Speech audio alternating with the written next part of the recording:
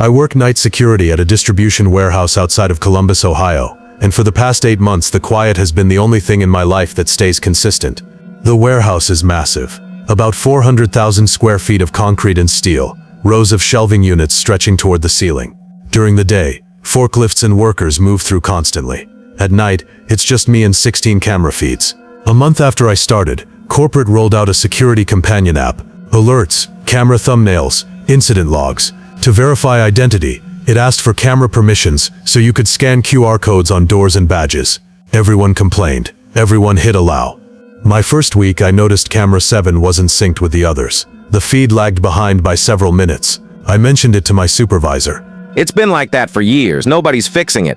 He replied, already turning away. I stopped thinking about it. The night it started was a Friday in early November. Friday night into Saturday morning, the kind of shift that always feels longer because you can taste the weekend on the air and you still have hours to go. At 4:12 a.m. I saw movement on camera 12. East loading dock. Nothing should be moving there. The bay doors were locked, and the motion sensors hadn't triggered. I leaned closer to the monitor, waiting for the usual explanation. Headlights, a shadow, a glitch. The shape moved again. I grabbed my flashlight and headed out to check. 5-minute walk. When I got there, I swept the beam across the area. Nothing. Pallets stacked neatly. Shrink-wrapped boxes. Dust floating in the light. I checked the bay doors. All locked. When I got back to the monitors, I rewound the footage. The shape was there, moving deliberately. A person in dark clothing. I saved the clip and made a note. Probably nothing. The next Friday night the same thing happened. Different time, same camera. 5:23 a.m. Camera 12 again. This time the figure was closer to center frame. They moved slowly, like they knew where the cameras were, like they were stepping through the blind spots on purpose. I didn't go check. I watched them cross the loading dock and slip behind a stack of pallets. I switched to camera 11. Nothing. Camera 13. Nothing. It was like the building swallowed them between feeds. I called my supervisor after my shift and told him I thought someone might be getting in at night. He said he'd review the footage. 2 days later, he came back to my office like he was doing me a favor by even talking to me. Just static. Whatever you saw, it didn't record. He insisted. On the third Friday night, the one I still think about every time I look at a clock in the dark, I was watching camera 7 when the figure stepped into frame. The lagging one. They were facing the camera directly, standing still like they'd been waiting for me to look. The fluorescent lights above my desk blinked twice. I leaned closer, trying to make out the face. The resolution was poor, but something about the posture looked familiar. The way they held their shoulders, the tilt of their head. Then they raised their hand and waved. I looked down at my own hand. It wasn't moving. On the screen, the figure kept waving, slowly, deliberately. I grabbed my radio and called for backup. The nearest guard was 20 minutes away. On my way. He answered, half asleep. I sat frozen, watching. The figure lowered their hand, stood there another minute, then walked out of frame. When backup arrived, we searched the entire warehouse together. Every aisle, every corner. Nothing. No sign of entry. On the drive home, I kept replaying the wave. When I got back, I couldn't sleep. I pulled up the warehouse layout and counted the steps from the security office to camera 7. 4-minute walk. Then I checked the DVR settings. Camera 7's delay, 4 minutes. When I watched that figure wave, they were already gone. They'd been standing there 4 minutes earlier while I sat in the office thinking it was live. If they were already gone by the time I saw them, I had no idea where they actually were. I requested a transfer to day shift. My supervisor denied it. We need you on nights. He replied flatly. I've been calling in sick since. Last night, Friday again, my phone buzzed at 4:58 a.m. An alert from the warehouse app. Motion detected on camera 7. I shouldn't have looked. The figure was there again. Same position, same posture. This time they weren't waving. They were holding up a phone. The screen was bright in the dark warehouse. And on that screen was a live feed. My front camera. Me, sitting in my apartment, looking at my phone. The app. The permissions. The way everyone hit allow. My stomach turned as I watched my own face on their screen. Watched myself blink. Watched myself swallow. Watched myself realize what I was seeing. I deleted the app immediately, hands shaking so hard I missed the icon twice. I powered off my phone and shoved it under a pillow, like that could undo it. I haven't slept since. And I keep wondering how long they'd been watching, how many Friday nights they were already in that building before I ever noticed a shadow move on the wrong camera.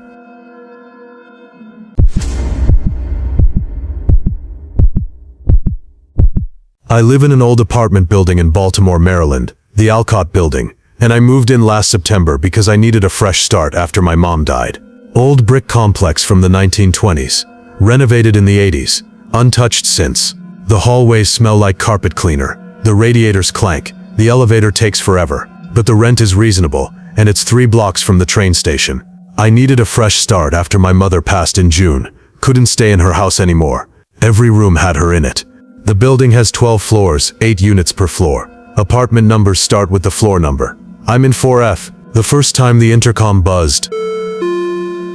I'd been living there about 2 weeks, late maybe 11 at night. I checked the screen. Grainy image of the lobby. No one there. Hello? I said. Static. Click. Nothing. 3 nights later, same thing. 11:07 p.m. Empty lobby. Who's there? I asked. Breathing this time. Maybe interference. Then click. Silence. I mentioned it to my neighbor Dorothy, who'd lived there 30 years.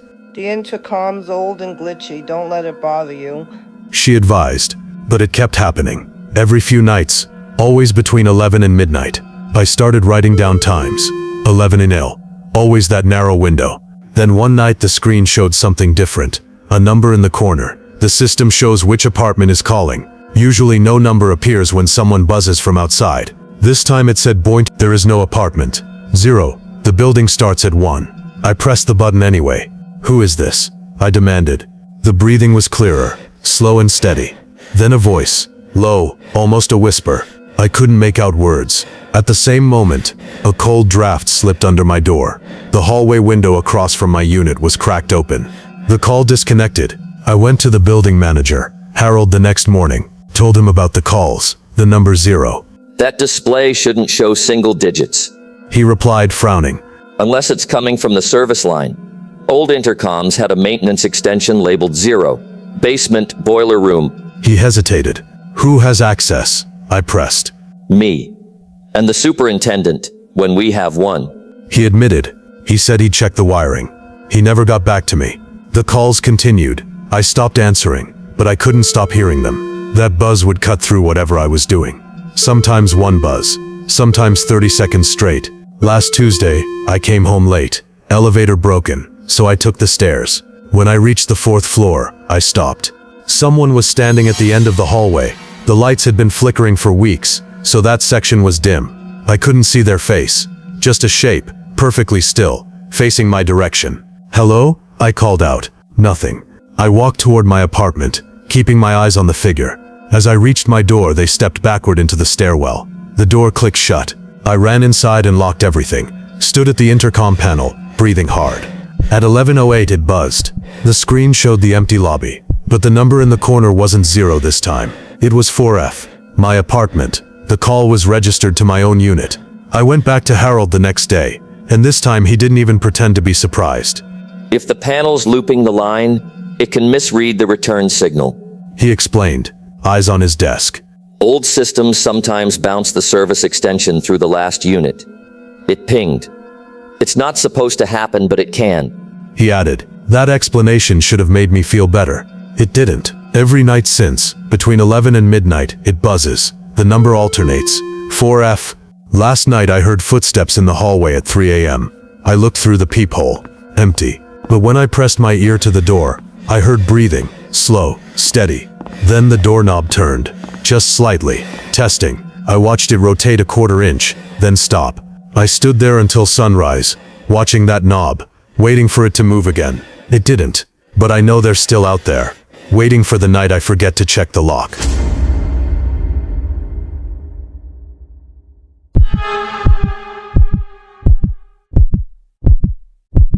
I live alone in a top-floor apartment in Seattle, Washington. And 6 months ago, I started using a sleep tracking app because I couldn't sleep anymore. I have trouble sleeping since starting my new job. The first night I used it, it flagged a clip at 4:22 a.m. Voice detected. I played it over breakfast. Static at first, then myself mumbling, sleep talking probably. But underneath my voice, something else, a second voice, quieter, close to the microphone. I told myself it was interference. Neighbor's TV through the wall, deleted the recording. Then it happened again. And again. Every few nights, The app flagged a recording with two voices, mine and the other one, always whispering. I adjusted the microphone sensitivity, moved my phone around the nightstand. Nothing changed. After 2 weeks, I sat down with headphones and listened to every clip, volume up until it hurt. My voice said normal sleep-talking things, names from work, sentence fragments, but the other voice was different.